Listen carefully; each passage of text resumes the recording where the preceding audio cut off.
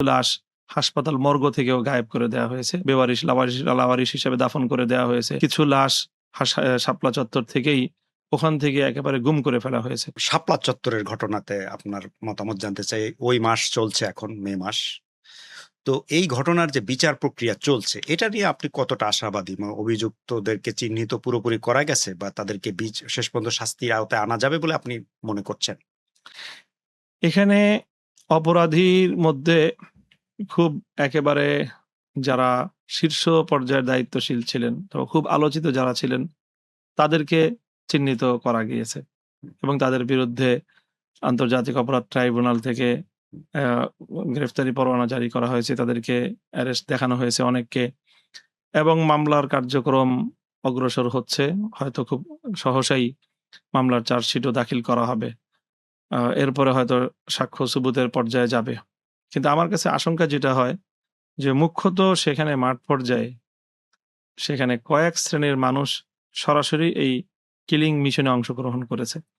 একটা তো হলো আইন শৃঙ্খলা রক্ষাকারী বাহিনীর কিছু সদস্য, তারা নিজেরা সরাসরি সেখানে গুলি করেছে, মানুষ হত্যা করেছে। তারপরে আওয়ামী লীগের বিভিন্ন পর্যায়ের দায়িত্বশীল, আওয়ামী লীগ, যুবলীগ, ছাত্রলীগের সন্ত্রাসীরা প্রকাশ্য দিবালোকে অস্ত্র উঁচিয়ে বিভিন্ন আগ্নেয়াস্ত্র এবং দেশীয় অস্ত্রের সাহায্যে হেফাজতের নিরীহ নেতাকর্মীদের উপর হামলা করেছে, তাদেরকে হত্যা করেছে, খুন করেছে। তো সেই সকল ব্যক্তিবর্গকে আইনের আওতায় আনার বিষয়টা আমি এটা নিয়ে যথেষ্ট সন্দিহান। কারণ ঘটনা অনেক দিন গড়িয়ে গিয়েছে। অনেক প্রমাণ হয়তো নাই। কাজেই সেই হিসাবে সেটা সকল অপরাধীদের বিচার হবে এই বিষয়টা আমি যথেষ্টই সন্দিহান। আচ্ছা, এক্ষেত্রে কেউ হেফাজতে ইসলামকে দায়ী করতে চায় যে তারা সঠিকভাবে আহত এবং শহীদদের তালিকা সঠিকভাবে করে নাই, তাদের খোঁজখবর পরবর্তীতে করে নাই, রাখে নাই। তো এই বিষয়ে আপনি হেফাজতের একজন নেতা হিসেবে আপনার অবস্থান কি বা বক্তব্য কি? না, এটা একেবারে অমূলক একটা অভিযোগ। হেফাজতে ইসলাম ২০১৩ সালের ৫ই মের ম্যাচাকারের পরে হেফাজত নেতৃবৃন্দ এক আল্লাহ মাহমুদ শফি ছাড়া হুম, বাকি সকলেই সেখানে সরকারি খড়গের সম্মুখীন হয়। ঠিক আছে। আমাদের তৎকালীন মহাসচিব আল্লামা জুনায়েদ বাবুনগরী অ্যারেস্ট হন, আমি অ্যারেস্ট হই।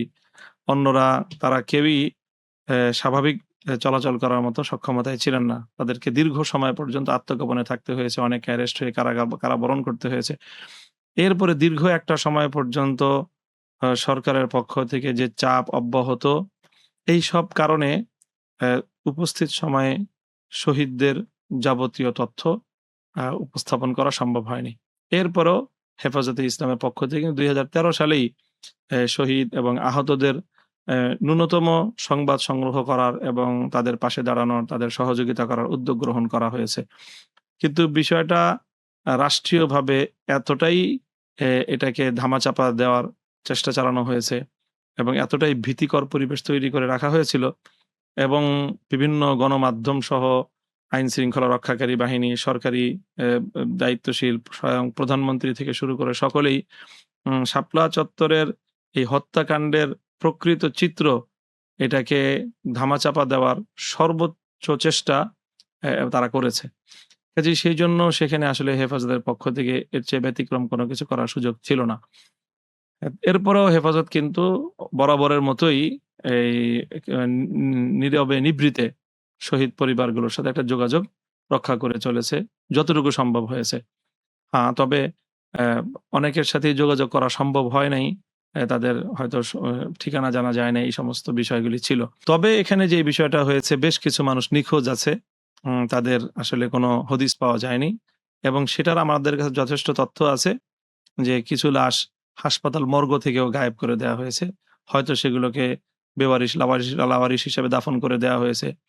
কিছু লাশ শাপলা চত্বর থেকেই ওখান থেকে একেবারে গুম করে ফেলা হয়েছে।